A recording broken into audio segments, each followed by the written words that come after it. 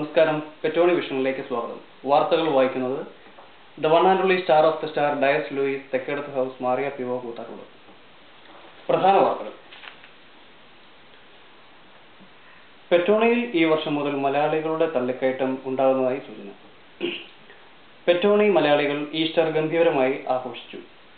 ജോലി കിട്ടാതെ നടക്കുന്ന മലയാളികളുടെ എണ്ണം വർദ്ധിച്ചു വരുന്നതായി ക്യൂൻസ് ബ്യൂറോയിൽ നിന്നും റിപ്പോർട്ട് ചെയ്തിരിക്കുന്നു. വാർത്തകൾ വിശദമായി.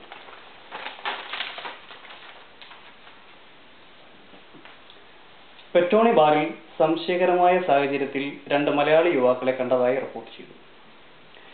ഇന്ന് വൈകുന്നേരം 6 മണിയോടുകൂടിയാണ് അവരെ ലോൺ സ്റ്റാർ ബാറിൽ കണ്ടത്. മറ്റു സുഹൃത്തുക്കൾ അറിയാതെയാണ് അവർ ബാറിൽ പോയത്. കുരുമുളക് ഇട്ട് ആണ് അവർ മദ്യപിച്ചതെന്ന് ദൃക്സാക്ഷികൾ പറഞ്ഞു.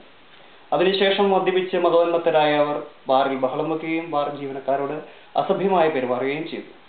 അതിനെ തുടർന്ന് ബൗൺസർമാർ അവരെ കൈകാര്യം ചെയ്യുകയും പോലീസ് എത്തി അടുത്തുള്ള ഹോസ്പിറ്റലിൽ പ്രവേശിപ്പിക്കുകയും ചെയ്തു. തിരുവനന്തപുരം സ്വദേശി ബുഷും കോട്ടയം സ്വദേശി പപ്പടവുമാണ് ഈ കൃത്യം നിർവഹിച്ചത്. അവരെ ആശുപത്രിയിൽ പ്രവേശിക്കപ്പെട്ടിരിക്കുന്നു. നാട്ടുവാർത്ത.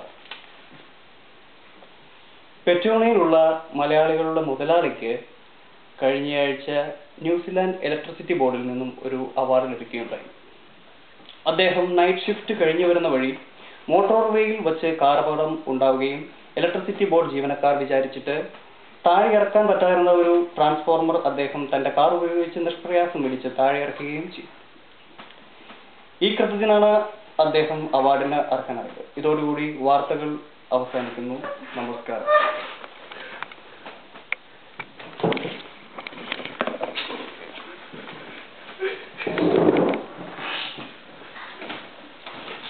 ചായ